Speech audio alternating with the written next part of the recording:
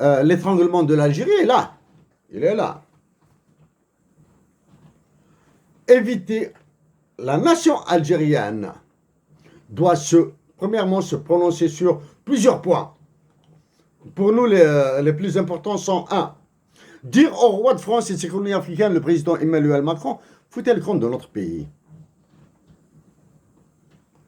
Laissez-nous nous exploser tout seuls, sachant qu'il nous a déjà explosé. C'est la première.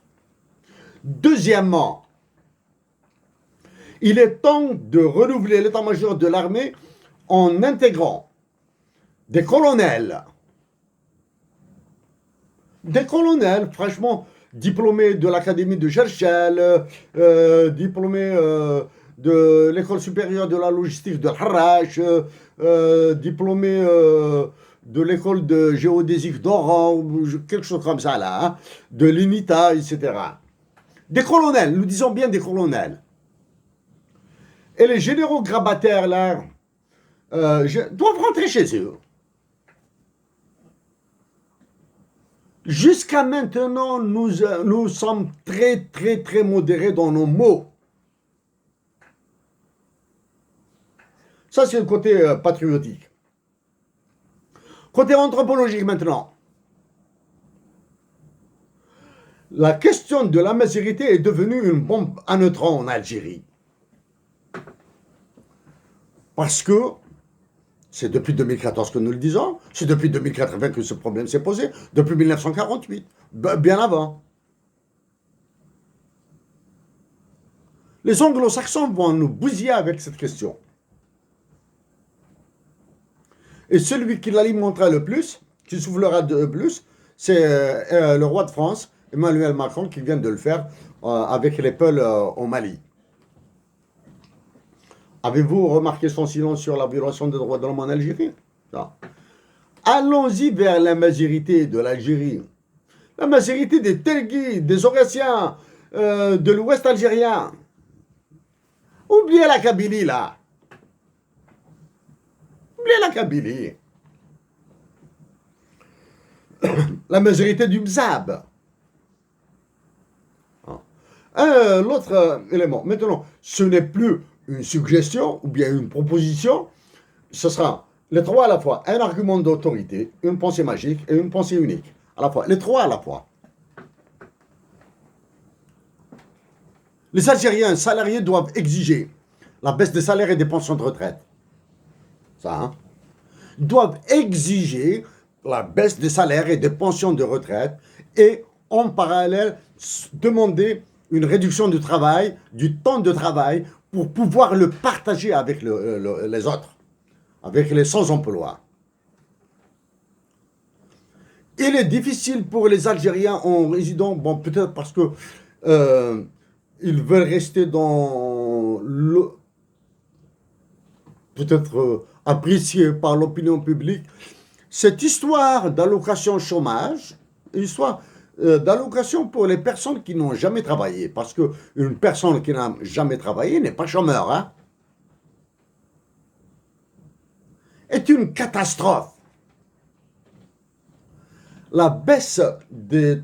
Alors là, la baisse de grosses pensions de retraite là pour ceux qui ont 10 années de décret, etc. Là, c'est un cataclysme sur l'Algérie. Pour les secteurs économiques actuellement productifs, hein, manufacture. Abandonner ces histoires de PRI, PRC. En le faisant, vous allez clouer le bec au FMI et à la Banque mondiale. Et vous allez donner le temps, T-O-N, hein, le temps à un mouvement révolutionnaire dans toute l'Afrique du Nord, y compris au Maroc et en Tunisie. Chers compatriotes, à une autre occasion,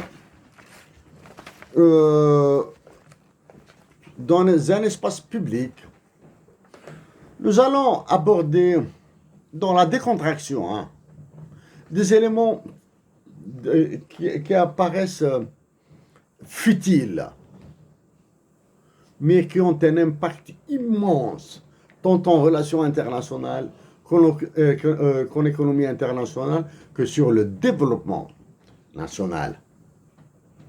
Des futilités, hein, vraiment des futilités.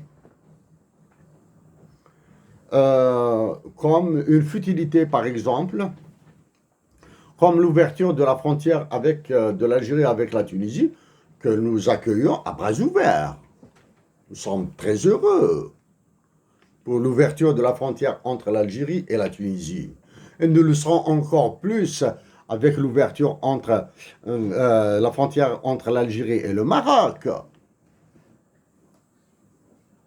Comme les frontières sont ouvertes avec le Mali et le Niger, alors que c'est une zone en état de guerre. Ils sont très heureux. Mais pas avec cette politique monétaire-là. Pas avec ce taux de change-là. Mais avec un dinar tunisien et un dirham marocain surévalué par rapport au dinar algérien, les Algériens se sentent à l'aise en Tunisie, pas au Maroc actuellement. Se sentent bien.